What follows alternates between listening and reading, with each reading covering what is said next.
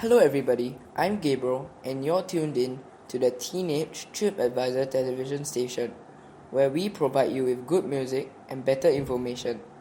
Today, we are here at the Singapore River, a place of great significance in the past, present and future. When I was young, my parents would often bring me here to admire the beautiful scenery around here.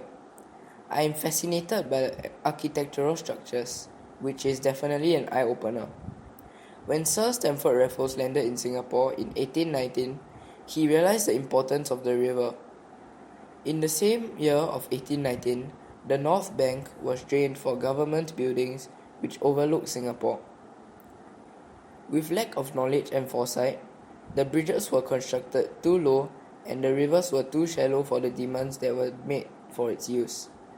This historic river, which the Raffles had fashioned from salt marshes, sandbars and mangrove swamps, had witnessed the British rule and the Japanese occupation, and has supported years of economic activity by the Chinese, Malays, Indians and others. However, with the expansion of trade came congestion and water pollution. The Singapore River was often known to be notoriously unhygienic and foul-smelling. This all took place in 1819, when Singapore was going through a stage of rapid urbanization and expanding trade. The water was filled with garbage, sewage and waste from pigs and ducks farms around the Kallang Basin. It was in the 1970s when the water pollution got out of hand. Then Prime Minister Lee Kuan Yew called for the cleanup in 1977. Mr. Lee believed that it should be the way of life to keep the water clean.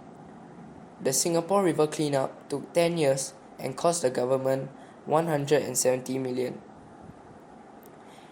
The cleanup involved massive relocations of about 4,000 squatters, along with hawkers and vegetable sellers whose daily waste flowed into the river. Public housing was found for the squatters, while street hawkers were persuaded to move to hawker centres. Hundreds of bumboats ferrying goods from warehouses along the river to cargo ships out at sea were moved to a lighter anchorage at Pasir Panjang by the Port of the Singapore Authority. Foul-smelling mud had also to be dredged from the banks and the bottom of the river, and debris and other rubbish had to be cleared.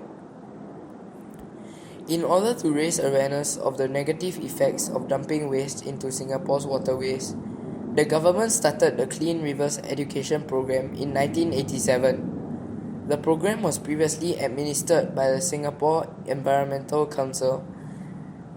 Current education programs aimed at keeping the country's waterways clean are run by the Waterways Watch Society, a local, non-profit, non-governmental organisation.